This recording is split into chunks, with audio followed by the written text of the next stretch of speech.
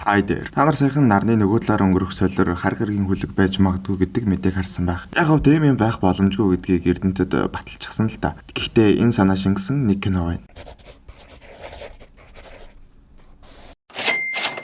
Nope Get Out гэх киногоор анх цахиур хагалж гарч ирсэн найруулагч Jordan Peele-ийн 3 дахь кино. Тухайн киноны гол дүр OG Автагаа хамт амьдардаг. Энэ хоёр маань мордо тижээж Холливуудын киноны мордо хэсэгт өөрсдийн сургасан мордо тоглуулан амьдардаг. Байдгал нөгөөдөр түүний аав учир битүүлгээр гадны халдлагад өртөж өвчнөд илэлгүй нас орлаа. Хамгийн сонин тэр өдөр эргэн тойронд нь ямар ч улмөр байгаагүй бөгөөд цаад албаны улс онгоцноос ямар нэгэн зүйл унсан байх гэж дүгнэлт гаргажээ. Үүнээс хойш 6 сар өнгөрч өвжи хотоос ирсэн охин дүү Эмералдтайгаа хамт гэр бүлийнхаа бизнес шиг зүйлийг авч ухруулж охин дүүг нь Эмги өвжийг дотгошоогоо хүнтэй уулзраа олохдоо таарав. Харин Эм хит яриа тэмч болохоор ганц олдсон ажил дээрээ инээ тэрэ гэж баахан балаар салгамж жагаад нөгөө талд нь морин ч гэсэндээ ааш нь хөдлөөд зургийн талбай дээрээс нэг ажилтныг тангараад ажилгүй боллоо. Өвжигийн ажил бүтлгүүтэх бүрд мордосоо ойролцоох паркт зардаг болж энэ удаа ч гэсэндээ өнөө морио зараад тооцоо өдрөө ярих гэсэн. Хажуугаас нь Эм нөгөө паркийн эзнийг нөгөө сармагчтай шоуны од байна. Тэнд яг юу болсон юм бэ гэдэргээд 50 байлгадаггүй. Яг энэ өвжидэл төвхтэй байгаа юм л та. Паркийн эзнэг Жуп гэх ба тэр өнөө сармагчтай шоуныхаа хэрэглэлээр үзрүүд гаргаад хүмүүс төлбөртөө угаасаа үзүүлдэг юм байна. Юу болсон бэ гэвэл Жуп багада Гордон сармагчин гэх шоунд тоглодог байсан ба. Нэг зураг авалт дээр Гордны дүр тоглодог сармагчингуудын нэг нь гинт хяналтаас гарч Жупээс босож жүжигчдийг алж сүүлд Жуп тэр ирээд аваа гайгүй таймширтал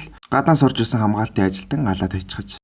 Оройн ах дүүс гэртээ хөгжим минедэрээ сонсож байсан. Ghost гэдэг морин зүчинээсээ гарчихсан явж байна. Өвжи морио буцааш хийх гээд гарсан уурд Жупийн паркинг гэрэл асч унтраад удалгүй эргэн тойрны сүлжээний замхгүй дунтарч гинэт өвлний хаягаар нэг зүйл маш хурдан явж морин ч гэсэнтэй дахиад алга боллоо. Уусаа өвжи анх аавыгаа нас ороход онгоцноос болж өгсөн гэдэгт итгэхгүй байсан болохоор нэг сэжимч их үзүүлэлтэй боллоо. Үүний зэрэгцээ тогч тасраад хачин болсон мэдэрсэн дүүн ахыгаа харсан зүйлийг нь бичиж аваад ийм бичлэг авдаг газруудад зарж мөнгөтэй болъё гэд ятгсаар байгаад дэлгүүр явлаа. Манай хоёр инээ тэрэ дагуу камер болон төхөөрөмжөд аваад кассан дээр нь очиход ажилчээр та нарт энийг суурлуулж өгөх хэрэгтэй шүү.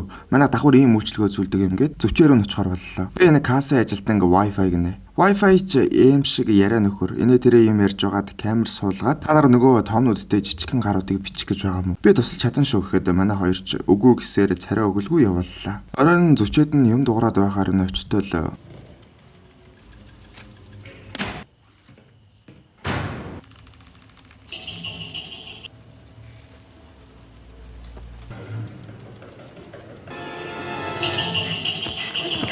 Мөнөө паркийн эзэн Жуп дээр очихдоо нэг мориных нь баримлыг хүсчихэж. Тэгээд бидний зүйлийг өг гэд паркийн хүүхдүүд ингэж байгаа аж. Үүний дараа дахиад нэг морин зүчинээсээ гарчихсан байх ба морио авч явж байсан гэрийнхэн төг доголдож морин үргээд дахиад явлаа. Бодлого утас дугуурж өнөө Wi-Fi заалгах ба би камер чинь унтчихсан байна гэв. Нөгөө талд гинтхэн өвлнөөс өвжигийн ард байсан морины баримлыг сороод авчихлаа. Цохоо камернаас олдуулах гэж гарсан Эм ч үүнийг харж өвжи зүхтаах бол Эм гэс цохыг буулгах гэж явсан ч чадсангүй. Харин өнөө өвлнөөс нисдэг тав шиг зүйл гарч ирээд өнөө дахиад явсан морийг нь бас сороод авчихлаа. Эмч баг өмдөндөө шээхээ алдаж хурдхан шиг явцгаа ихэд өвжи мордо харна гэсээр хоёлоо үлдлээ. Маргаашин дэд нэрд зураглааж хост гих нөхрлөө залгах ба өнөө л яриа төвхтөө зангаараа нөгөө нөхрөө залхаагаад үүлэн дундах харийнхны дүрсийг аваад өгөөч гэж гуйх гэсэн оролдлого нь бүтлгүйтлээ. Аргуугаас охинтой дээр ихчээр нөгөө Wi-Fi маань харин хүрээдэрлээ. Манайр тэгсэн өвжигийн камерын бичлэгийг хянаж байгаад нэг үйл огтоос хөдлөхгүй байгааг харж. Гэхдээ энэ нь тэнд харийнхан байгаагийг хангалттай нотлохоо болохгүй. Угаасаа иймэрхүү бичлэгүүд интернетээр дүүрэн байдаг хүн. Маргааш Жуп парк дээр шоу тоглолтоо хийх ба тэгсэн нэг сони юмыг олж мэднэ. Жуп 6 сарын өмнө нэг морио сургаж байгаад өнөөх нь гинт давхиж яваад өнөө өвлөн доторх биедээ мордийг нь идхийг харж. Харин мань нөхөр энийг тэрнээс хойш ашиглаад парк дээр шоу хийж бизнесээ аваад яваад байж. Ийм болохоор л өвжигээс морийг нь худалдаж авдаг байхан. За тэгээд өнөөдрийн шоунд ч эхлээд нэг морь бэлдээ тавьчихсан байв.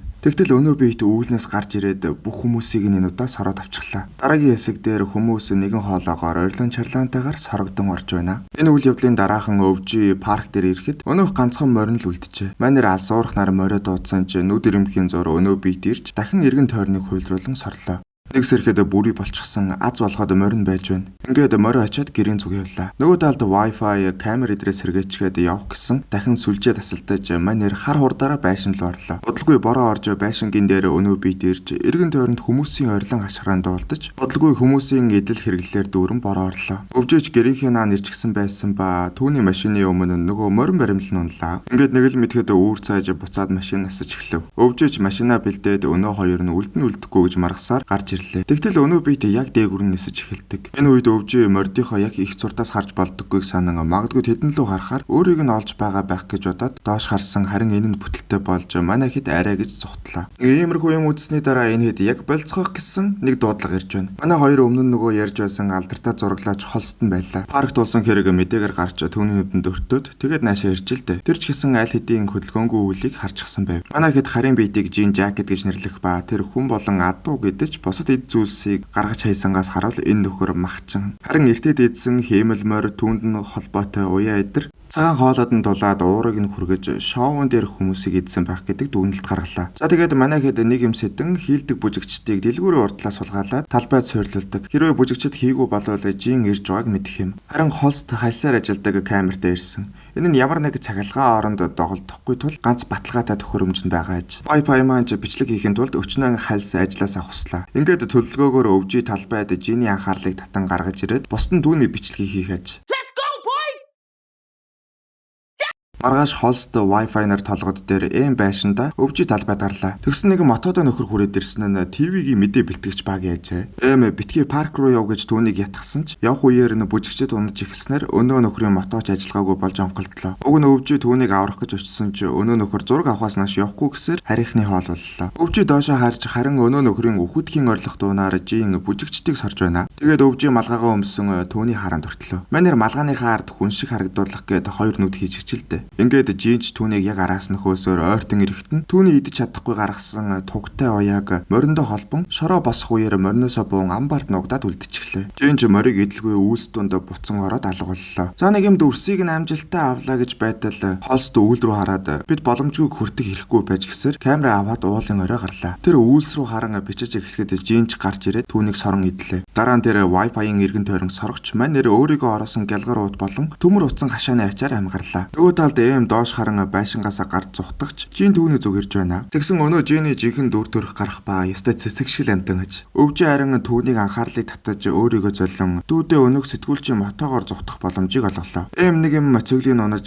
Жупин парк руу зүхтан очиж том баллоныг агаарт хөөргөн жиний анхаарлыг татлаа. Эм паркийн нэг удагт байдаг халсан камерыг ашиглан жин өнөө том баллоныг идэх үеийн зургийг буулган авч чадлаа. Ингээд их хэмжээний гялгаараа идсэн жин агаарт задардаг. Эм нэг юм амьсгаа аваад үүд рүү харахад өвжий зогсож байв. Тэгэхээр Nope бол ер нь нэлээд давгүй аимшигын кино. Гэхдээ яг тийм бас аимшигын зүйл бол нэг их гардаг. Харин утга агуулгын үед бас сонирхолтой зүйлсүүдийг илэрхийлэх гэж оролцсон юм лөө гэж би боддог. Жишээ нь хүний амбиц эсвэл ямар нэгэн зүйлийг удирдах гэсэн оролдлого гэдэг ч юм уу. Тэгээ би энэ киног үнэлээд яг 5-аас 3.5 өгсөн санагдаж байна. Тэгээд бас надад айгүй таалагдсан. Тийм болохоор би Letterboxd дээр лайк давхраас дарсан.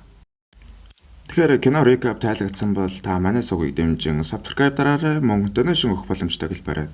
Тэгээд bye.